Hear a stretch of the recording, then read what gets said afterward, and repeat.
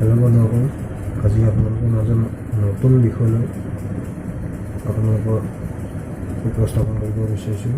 কাৰণ মোৰ এইটো নতুন ইউটিউব চেনেল হয়, গতিকে আপোনালোকে আশা কৰোঁ আদৰি ল'ব। আজি বিষয়টো হৈছে অলপ বেলেগ মানে কি, বেলেগ একো নাই। ইয়াত বিশেষকৈ আমি অনেক সময়ত অনেক প্ৰশ্ন কৰি থাকোঁ। তাৰ ভিতৰত এটা হৈছে জীৱন মানে কি। গতিকে আমি সেই জীৱন মানে কি তাৰ ওপৰত আমি বিশেষকৈ আলোচনা কৰিম। জীৱনটো হৈছে এটা কষ্টময়। যদিহে সেই কষ্টক আদৰি ল'ব পৰা যায়, তেতিয়া এটা সুখময় জীৱন কটাব পাৰি। যদি আমি জীৱনটো অনেক ৰূপত ভাবোঁ যে জীৱনটো এক খেলি গৈ থকা, জীৱনটো এক উপহাৰ, যি উপহাৰ হিচাপে দিলে আমি তাক একো কামত নখটাই আমি খাই বহি শুই থকা, সেইটো নহয়। যে জীৱনটো এক যাত্ৰা, আমি যাত্ৰাই কৰি থাকিম, কিন্তু ক'তো একো কাম নকৰোঁ বা নিজৰ কষ্ট দিব নিবিচাৰোঁ, সেইটো নহয়। যদি আমি জীৱনত আহিছোঁ যেতিয়া কিবা এটা কৰি যাব লাগিব। সেই পৃথিৱীখনত কৰণীয় কাম বহুত আছে, কাৰণ আমি যদি সেইখিনি কাম নকৰোঁ, তেতিয়াহ'লে হয়তো পৃথিৱীখনত আমি বা জীৱন পথলৈ অহা একো উদ্দেশ্য নাথাকিব। গতিকে জীৱনটো এনেকুৱা এটা বস্তু, য'ত কষ্ট নকৰিলে অকণো খাবলৈ নাপায়, অকণো শুবলৈ শান্তি নাপায়। আমাক যেতিয়া মা দেউতাই অশেষ কষ্ট কৰি মায়ে 9 মাহ 10 দিন গৰ্ভত ৰাখি মোক যেতিয়া এইখন পৃথিৱীলৈ পঠিয়াই, তেতিয়া মায়ে ভাবে যে মোৰ ল'ৰা এজন ডাঙৰ মানুহ হ'ব, ডাঙৰ কিবা এটা কৰিব, চাকৰি হওক বা বিজনেছ হওক, কিবা এটা কৰিব, আমাক খোৱাব, পিন্ধাব, সকলো সময়তে আমাক সজাগ কৰিব। কিন্তু আমাৰ আজি এই সমাজখনত দেখা পোৱা যায় যে নিজৰ মাক দেউতাকক বৃদ্ধাশ্ৰমলৈ পঠিয়াই দিয়ে, কিন্তু সেই বৃদ্ধাশ্ৰমখন আমাৰ বাবে সুখী হয় জানো? কাৰণ নিজৰ ঘৰখনেই আপোন।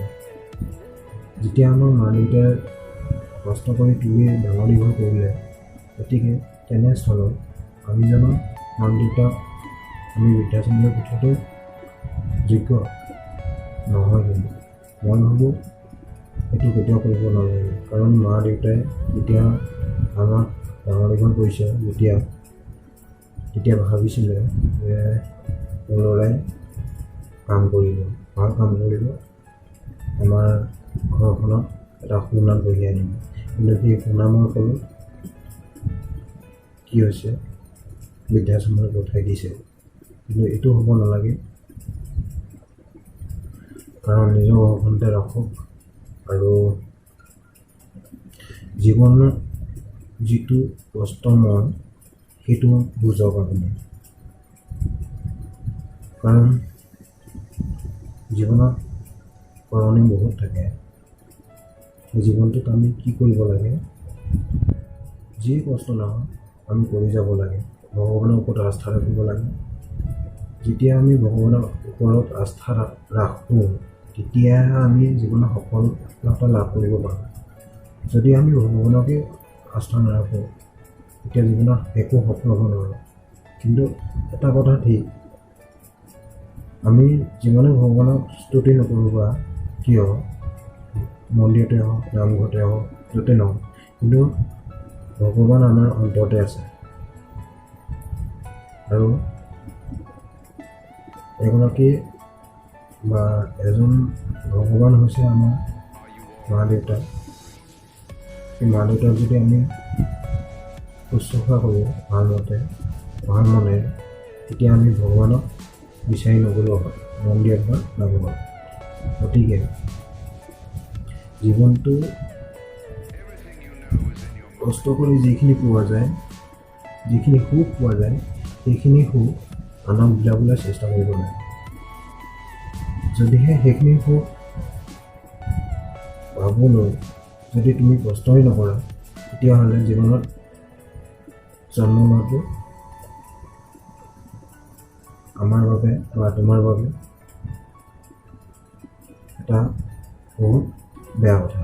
জীৱনত মা দেউতাই জন্ম দিলে কিন্তু আমি একো কাম নকৰিলোঁ, যেতিয়া বৃদ্ধাৱস্থা হ'ল বা বিয়া কৰালোঁ, বিয়া কৰোৱাৰ পিছত সুখ সংসাৰ নহ'ল, তাৰপিছত বৃদ্ধাৱস্থা হ'ল, বৃদ্ধাৱস্থাত যেতিয়া তোমাৰ ল'ৰা ছোৱালীয়ে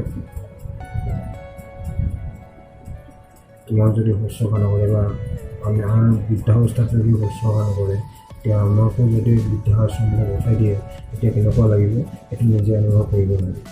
যদিহে সেইটো অনুভৱ নহয়, তেতিয়াহ'লে তোমাৰ চিন্তাধাৰাটো চেঞ্জ কৰিব লাগিব। কাৰণ চিন্তাধাৰা চেঞ্জ কৰিলেহে জীৱন মানে কি বুজা যায়। দুটা কথা থাকে, এটা ভাল আৰু এটা বেয়া। যদি আমি ভাল মনেৰে থাকিব বিচাৰোঁ বা ভাল এটা ফল বিচাৰোঁ, ভাল আশা কৰোঁ, সেইটো মোৰ হ'ব ঘৰ এখন ডাঙৰ ঘৰ হ'ব আৰু মা দেউতাহঁত থাকিব, এখন ভাল সুখ চলি যাব। কিন্তু এপিনে আকৌ কয়, বেয়া মনটোৱে কৈ থাকে যে তই যাগে যা, নালাগে, তই ঘৰখনত থাকি শান্তি পোৱা নাই, তই যাগে যা। কিন্তু সেইটো সময়ত যদি ভাল মনটোৱে কয় যে তোক জন্ম দিলে মা দেউতাই, পুৰণি এখন বহুত আছে, যদি সেইমতে ভাল মনটোৱে কোৱাৰ পিছত যেতিয়া সেই কামখিনি কৰিবলৈ লয় বা চেষ্টা কৰে, তেতিয়াহ'লে মানুহে জীৱনত বহুতখিনি সুখময় জীৱন কটাব পাৰে। গতিকে জীৱনত আমি আহিলোঁ যেতিয়া অলপ হ'লেও কষ্ট কৰিবলৈ চেষ্টা কৰিব লাগিব। এটাৰ পিছত এটা আমাৰ মাজত এটা বিফলতা আহি পৰে আৰু জীৱনত আমাৰ মাজত কষ্ট আহি পৰে। গতিকে সেই কষ্টখিনি আঁতৰাবলৈ নিজে শুধৰণি কৰিবলৈ চেষ্টা কৰিব লাগিব। দুই এজন ভাল ব্যক্তিৰ পৰা দুই এষাৰ ভাল কথা শুনিব লাগিব আৰু জীৱনটো কি তাক বুজিব লাগিব, তেতিয়াহে আমি জীৱনত সফল হ'ব পাৰিম। গতিকে জীৱনত কি হয়, জীৱনক আমি ভাগ্যৱান বুলি ভাবিব লাগিব। কাৰণ যদিহে নোৱাৰোঁ, তেন্তে আমাৰ মাজত বহুখিনি চিন্তা, বহুখিনি বেয়া ভাৱ আমাৰ মনলৈ আহিব। যদিহে আমি ভাল মনেৰে থাকোঁ, তেতিয়া ভাল কথা আমাৰ মনলৈ আহিব আৰু ভাল কথা মানুহক দুই এষাৰ কথা ক'ব পাৰিম যে মই এনেকৈ জন্ম লৈছিলোঁ, মোৰ মা দেউতাই জন্ম দিয়াৰ পিছত মই এইখিনি কাম কৰিছিলোঁ, তেতিয়াহে ক'ব পাৰিম।